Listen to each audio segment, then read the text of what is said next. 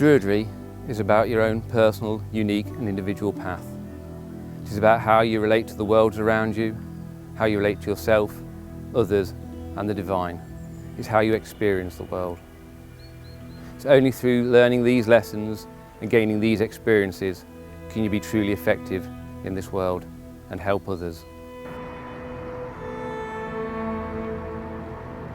Grant, O God and Goddess, thy protection, and in thy protection strength, and in strength understanding, and in understanding knowledge, and in knowledge the knowledge of justice, and in the knowledge of justice the love of it, and in the love of it the love of all existences, and in the love of all existences the love of God, Goddess and all goodness.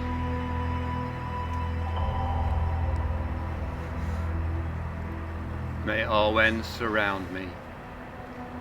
May Arwen flow through me. May Arwen radiate from me. In the name of the God and the Goddess, in peace and love and light. Gemma! Don't run so fast, you'll trip!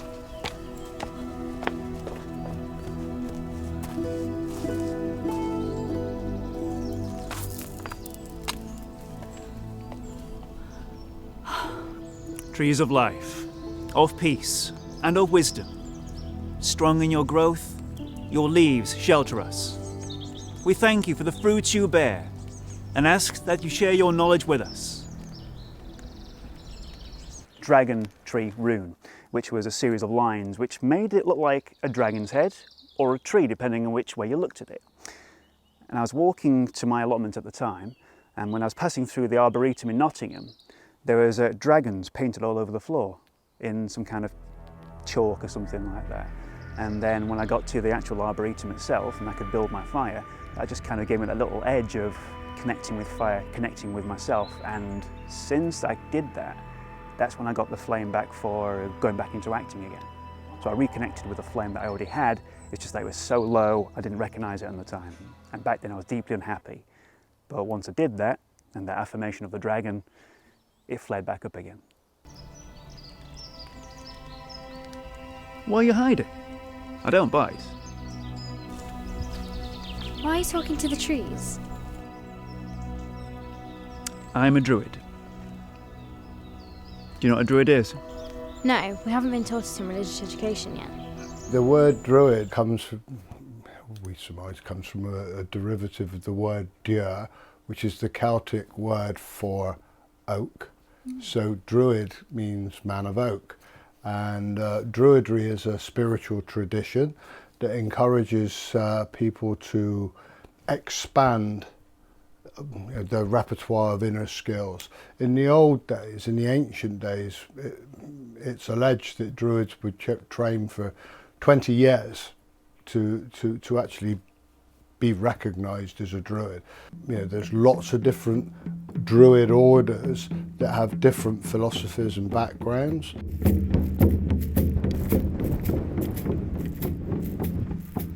Nature and the cycle of the year is a living being, and that we as druids spend our time in the search of expanding our knowledge and our wisdom, seeking wisdom, and to continue to learn on how best, in a way that we can serve the planet. I call upon the spirits and elements of the north. And not how the planet should be serving us. In simplistic terms, a druid would consider themselves to be aligning themselves to a philosophy or a spiritual tradition. For some people, even a religion. Have you ever read the famous cartoon Asterix? Yes, it's a French cartoon. Getafix. He was the famous druid. The calling is to get as close to nature as you possibly can, and the planetary systems, and to make a whole working philosophy that can enable us to live in this hurly-burly of the 21st century, but also to still stay rooted in the earth, because, you know, For me, everything draws us away from that now, and we're drawn into materialism, and we forget that so much of what we are, we're made from the earth. We are part of the earth. We're not separate from the other creatures on the earth. So Druidry encourages us to follow a cycle throughout the year of being really fully present in each seasonal cycle, each opportunity, spring, summer, autumn, winter, but to be mindful of, you know, being alive and being connected with the greater picture, really, the great mystery of life. Come on inside, you two. It's getting cold out here. You don't have a long beard. Druids come in all shapes and forms. Men, women, even children can become druids now. A druid doesn't have to wear anything to identify to others that are a druid. Druidry is a personal journey. A druid is there to do good in the world so that the universe regains its serenity. Is that why you became a teacher? Yeah. And one should never tire of caring or learning. And learning never stops. How did I become a druid? When I was 11, my father introduced me to the old chief druid, Ross Nichols, also called Newin, that's his druid name. And he became a friend of the family. And so I saw him through my childhood. And then when I was 16, I became fascinated in the fact that he was a chief druid, and that there was this sort of network of sacred sites all over Britain, and these stone circles, and this whole magical history, if you like, that existed.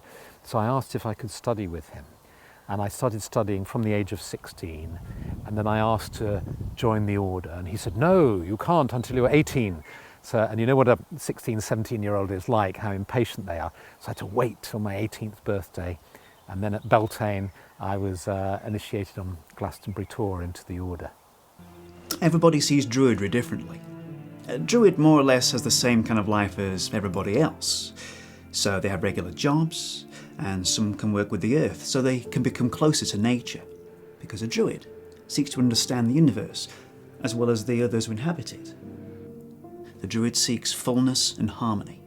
And moreover, he always seeks to help others, and wants to be an example to follow. Do you kill goats and virgins?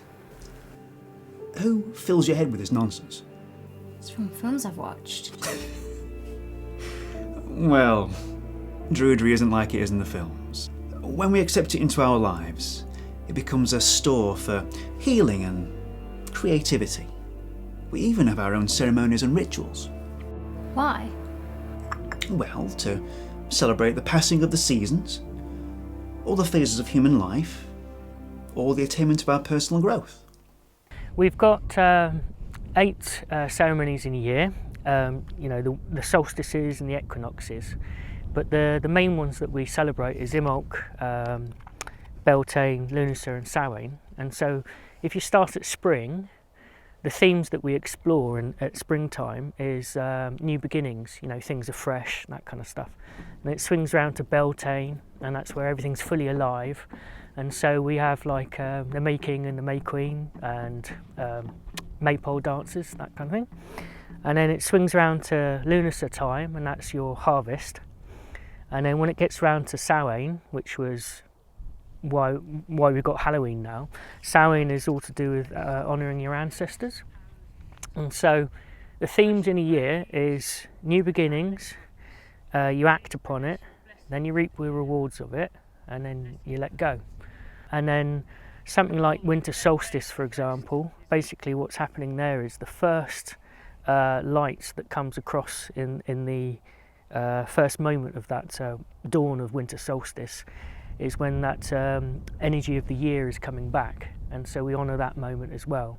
Not only the highest light, which is summer solstice, but we honour that time when that first rays of light come across, and that's like the energy of the Christos light returning in the year. Where did the ancient Druids come from? Now, according to some books, Druidry was born around 1500 BC. Its coming was the direct result between the meeting of practices and the religions of the Indo-European populations. No one really knows for sure. But what we do know is that Druids were advisors to kings. and they could even stop the fighting in battles by walking onto the battlefield. They had knowledge that no one else did, and some say that they even mediated between men and the gods. So for these reasons, the Druid was highly respected within the local community, even by the king. So a Druid wasn't just a kind of priest, but a scholar as well. Like you? Yes. And a Druid seeks to balance the qualities of spirituality, wisdom, and nature.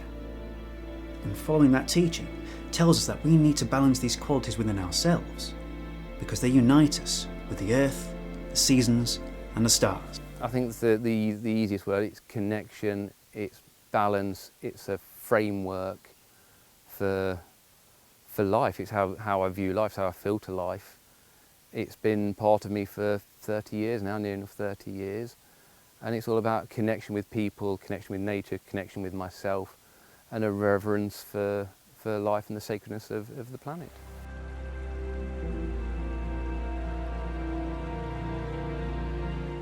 I like to walk barefoot on the grass.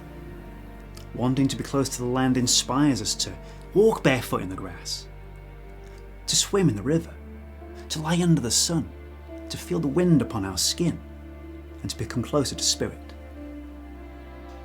In Druidry, there are many levels. There are the bards, who are the sacred choristers, the storytellers, and the musicians. There are the Ovates, who are the soothsayers, the healers, and the clairvoyants. And then finally, there are the Druids, who profess ethics and moral philosophy. It's past your bedtime, young lady. I hope your uncle hasn't been filling your head with teachings. Aww, Auntie.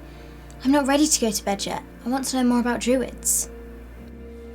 Gemma, if you go to bed now, then tomorrow we're going on a pilgrimage and visit some sacred sites. Do you promise? I promise. But remember what I told you? These aren't just bedtime stories. She's ready.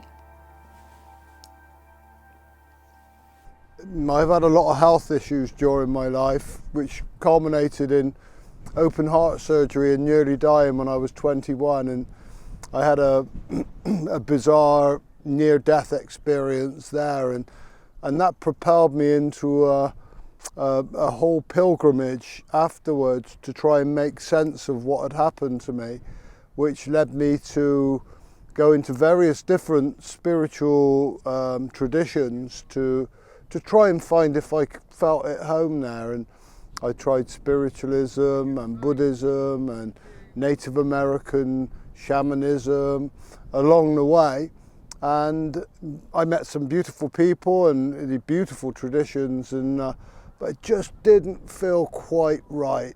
Wasn't really me.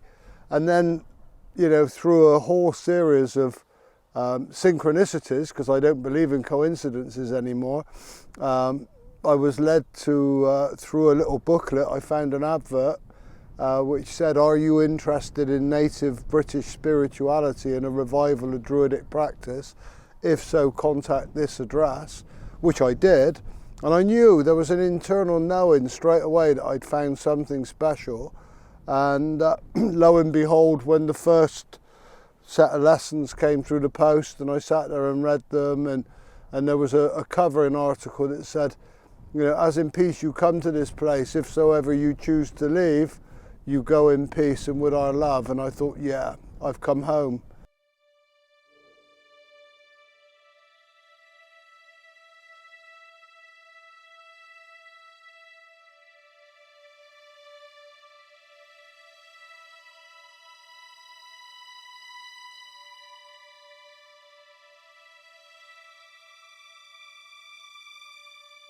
I didn't sleep a wink last night. It looks like you had a lot on your mind. Yeah, I think it's time to move out from the darkness and into the light. The journey's within all of us. We just have to find what's right for us.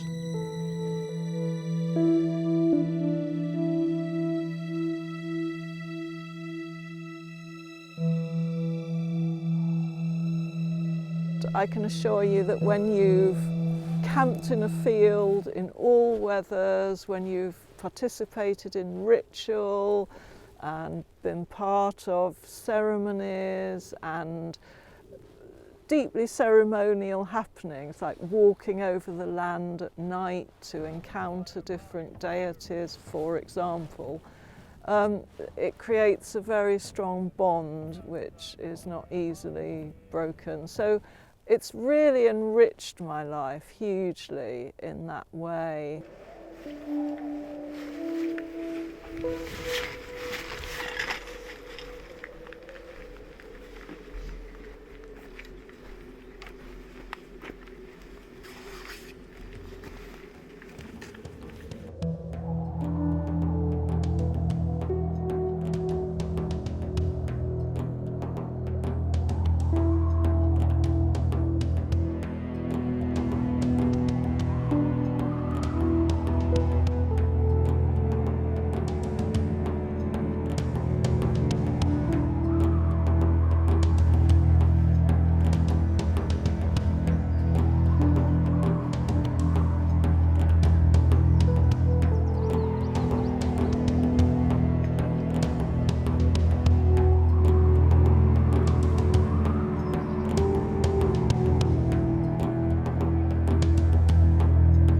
The oak is considered hugely powerful amongst ancient and modern druids.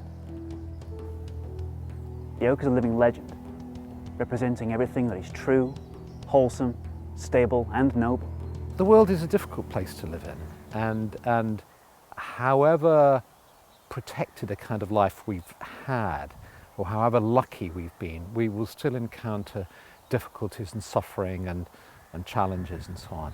And what Druidry does, in my experience, is it makes me feel at home in my body, because it's an embodied spirituality. It's not a body-denying spirituality. So it makes me feel at home in my body, at home in the land that I live in, really tuning into the sort of the heritage, the history, the beauty of the land I live in. And then it puts me in kind of rhythm with the seasons. Gemma, the next time that you need strength in your life, envision the oak in your mind's eye. So the next time that you're being bullied at school for being different, say, picture yourself with the oak and draw in from its endless energy. Will the oak tree give me its powers? You just need to believe. What's it like to be a druid? It's very easy to lead a separated life, where you wake up in a box and then you drive to work in a box and you spend the day looking at a box, and then to relax you flop on a sofa and watch a box. What Druidry does is it gets you out of those boxes and tunes you into nature and the natural cycles.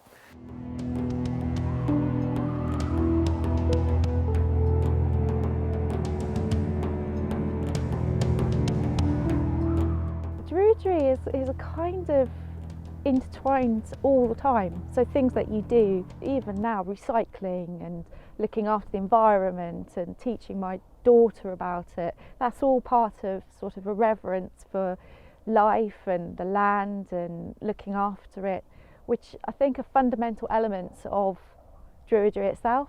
And it's just funny because when you start doing it, you actually realise that you just incorporate it every single day with everything that you do, even if it's just 5-minute meditation or walking on the land or anything.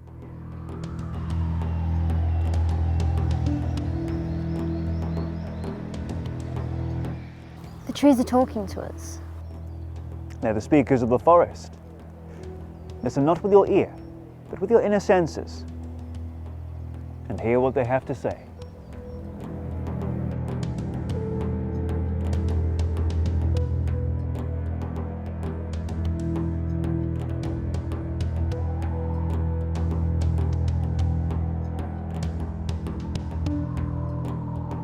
The short of it is that there's no unbroken line between the Druids of old and the modern day Druids of today.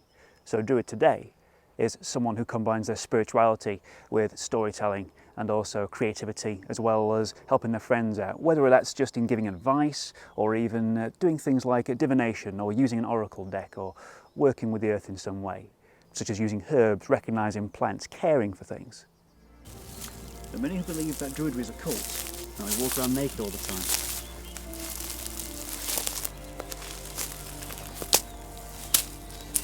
Gemma, stop. Plants have feelings too.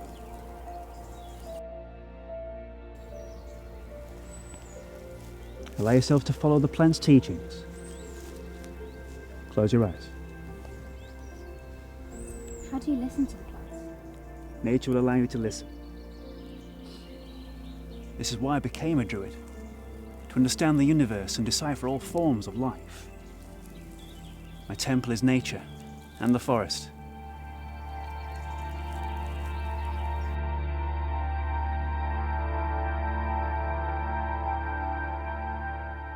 I think one thing that sticks in my mind was one Beltane camp, which is the May festival when we are honouring the fertility of the earth. And it's quite a wild time. And this particular camp was a full moon. So a group of friends, and we were camping in Oxford near the Uffington White Horse. And a group of friends, women friends, and I went up onto a hill there called Dragon Hill.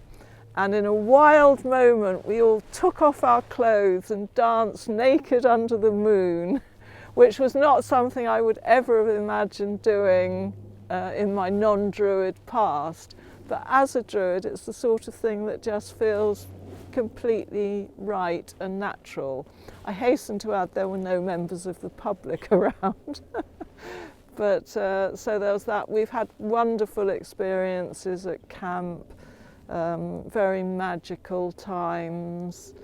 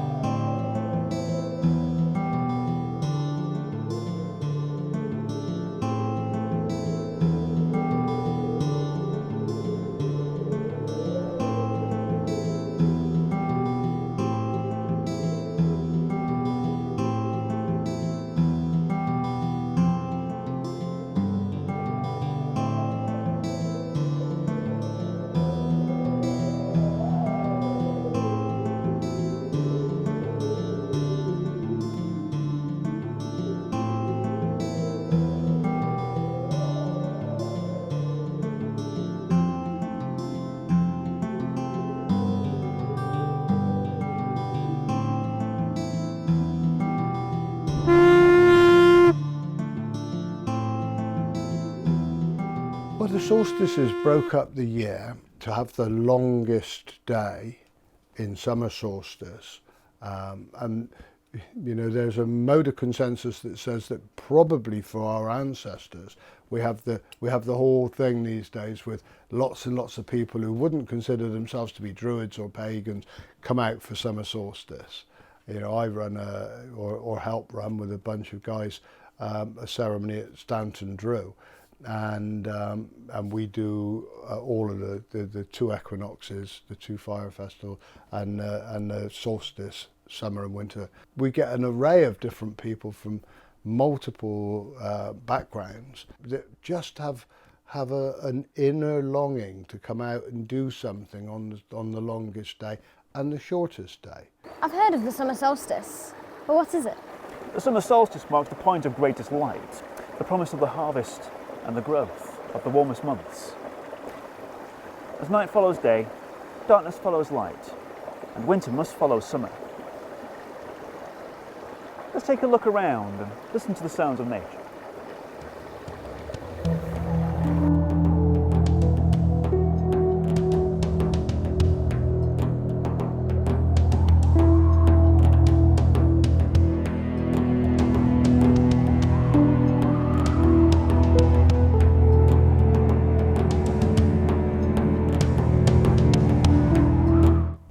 Druidry has changed my outlook on life.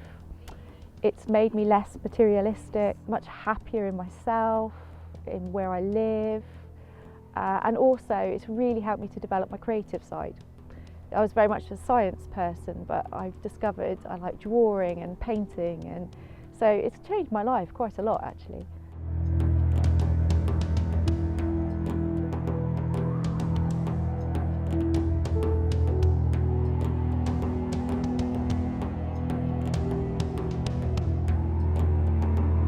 Druidry has actually given me a sense of identity in terms of my spirituality, because before I became a Druid I was just pagan, which is nature-based religion, not really sure or not really belonging to any one particular path. For me, I've always been interested in Celtic mythology, so for me that really resonated with me, which was one of the original religions of this land before the Romans came.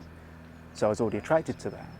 So as far as I'm concerned, it's changed me in that way that I've stayed true to the spirituality of this particular land and the Britain itself. But more accurately, if it wasn't for Druidry, I wouldn't have gone back into acting again. And now here I am making a film about Druids.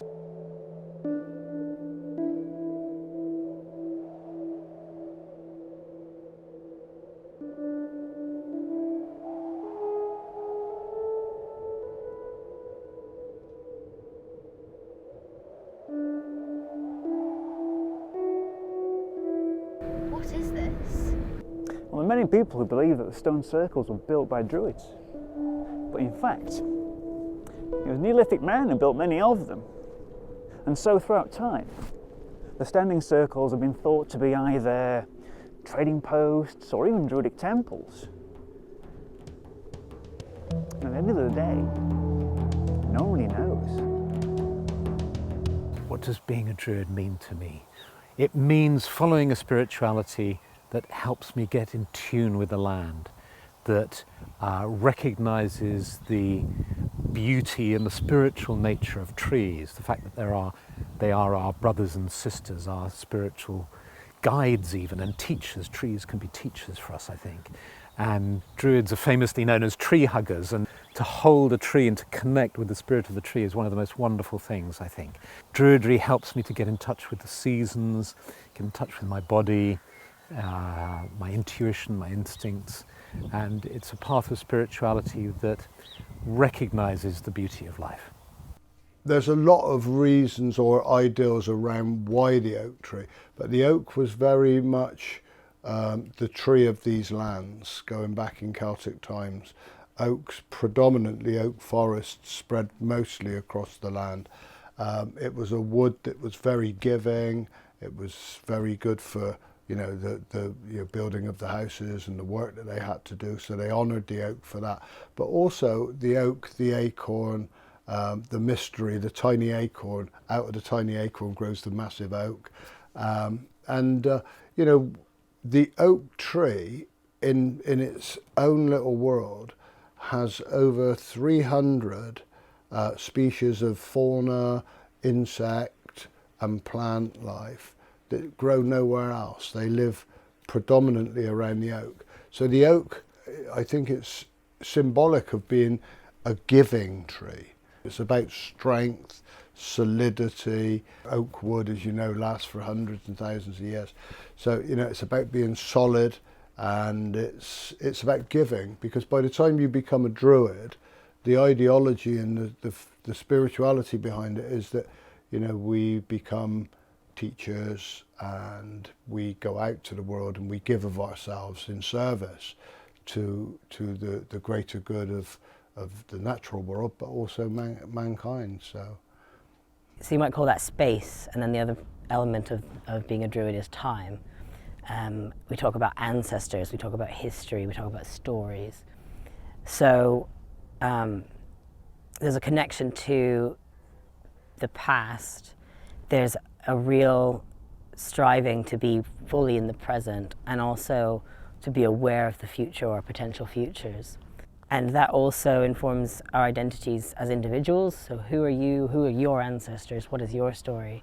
But also connects us to a wider community, our ancestors that we share with each other, and kind of all of mankind. Hawk of dawn wings its way home. Thank you for filling us with your inspiration and clarity of purpose. Behold, the gateway to the east is closed. Behold, the gateway to the east is closed. So Gemma, I've got a present for you. This is Elder, and it was carved by a Druid, and it represents transition and a change in one's life.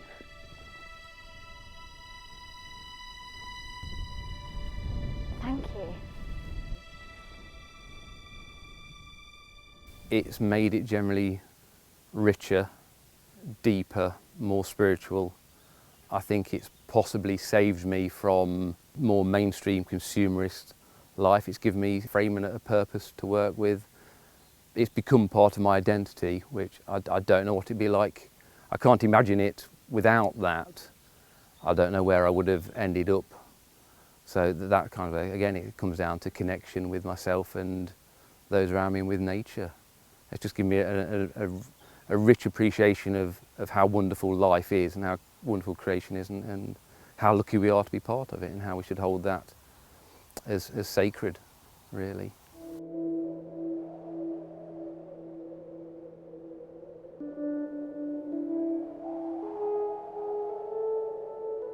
It doesn't mean that you have to change what you already believe. You know, I'm still technically a Christian. So really what it does is it adds stuff to your life, and it creates more avenues to connect with spirit.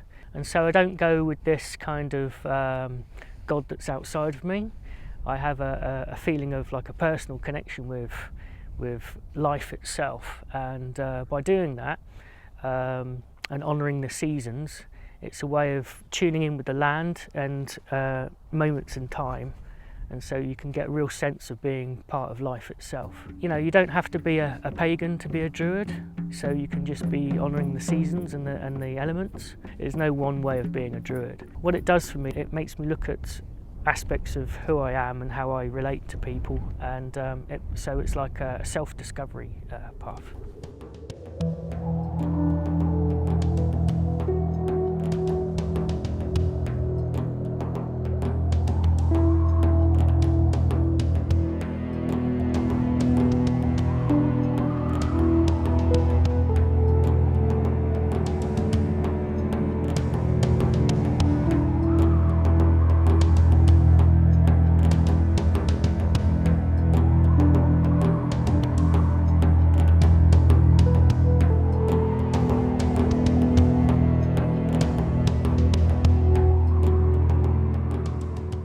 One of the lovely things about Druidry and the Order, for me, has been the contacts, the relationships, the community that has arisen through OBOD and through Druidry.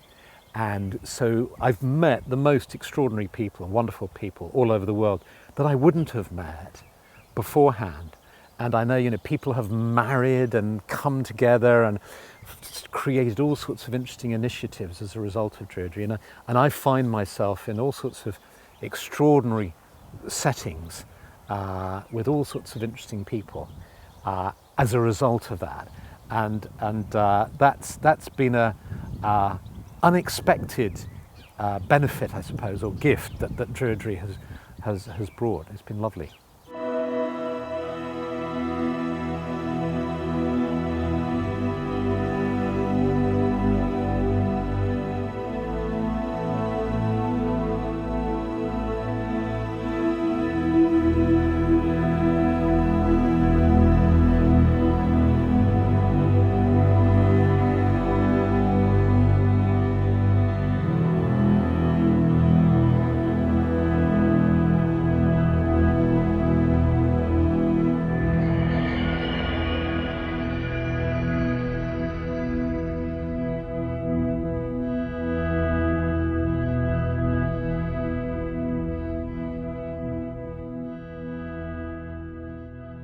I found that it really complemented some of the beliefs that I already had. It had a lot of scope for exploration and defining things for myself.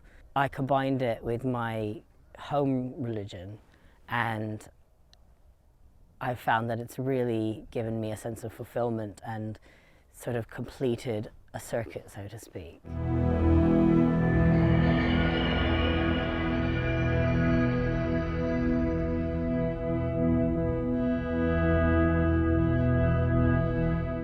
In general, it encourages me to be more conscious of the way I engage with people and the way I move in the world. In particular, living in a city as a part of a nature spirituality, it can be quite challenging. And I really like to try and see the city as a manifestation of nature in some way. Humans are animals, and the things we build are not that different from, you know, termite mounds or nests in a way. And so I just like to try and move in the world with an awareness of even if I'm surrounded by petrol and exhaust fumes and concrete, it's still the earth and it's still sacred.